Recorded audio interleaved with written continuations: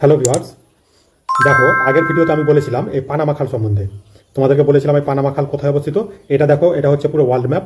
এই ওয়ার্ল্ড ম্যাপের যদি আমরা দেখি তাহলে এই জায়গাতে কি ছিল, এই পানামা খাল অবস্থিত ছিল।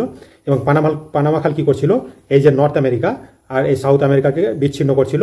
এবং তুমি যদি দেখো এখানে আটলান্টিক এবং এখানে প্রশান্ত, আটলান্টিক এবং প্যাসিফিক ওশিয়ানকে যুক্ত করছিল কে, এই পানামা খাল।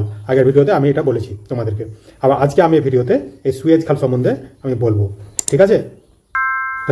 দেখো এখানে তোমরা যদি সুয়েজ খাল দেখো তাহলে সুয়েজ খাল কোথায় অবস্থিত, ঠিক আছে? দেখো এখানে সুয়েজ খাল কোথায় অবস্থিত, তোমরা যদি এই জায়গাটাকে দেখো, এই জায়গাটা, ঠিক আছে? আমি ম্যাপে একটু মার্ক করে দিচ্ছি।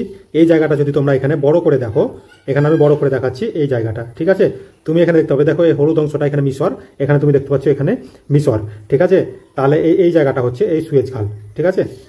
তাহলে তুমি যদি দেখো তাহলে এটি কি একটি কৃত্রিম সামুদ্রিক খাল। কৃত্রিম সামুদ্রিক খাল মানে কি, এটা মানুষ দ্বারা নির্মিত করা হয়েছিল, এটা প্রাকৃতিক খাল নয়। আমরা যদি এখানে দেখি তাহলে সুয়েজ খাল কি করছে, ভূমধ্য সাগরকে লোহিত সাগরের সাথে যুক্ত করছে। তুমি যদি দেখো তাহলে এটা ভূমধ্য সাগর এবং এটা লোহিত সাগর, ভূমধ্য সাগরকে লোহিত সাগরের সাথে যুক্ত করছে এই সুয়েজ খাল। আর যদি দেখি এবং আফ্রিকা এবং এশিয়া মহাদেশকে বিচ্ছিন্ন করছে, এটা হচ্ছে এশিয়া মহাদেশ আর এটা হচ্ছে সেই আফ্রিকা মহাদেশ। দেখো এদেরকে বিচ্ছিন্ন করছে কে, এই সুয়েজ খাল। আমরা যদি বলি এর নির্মাণ কার্য শুরু হয় কত সালে, 1859 সালে শুরু হয়েছিল, আজ থেকে প্রায় 165 বছর আগে।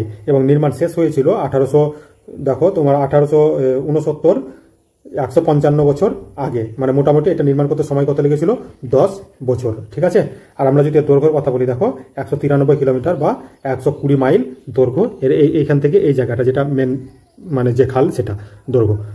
তোমরা যদি এই বাকি খাল সম্বন্ধে জানতে চাও তাহলে চ্যানেলের সঙ্গে থাকো, আমি বাকি খাল সম্বন্ধে পরবর্তী ভিডিওতে আলোচনা করবো। Thank you for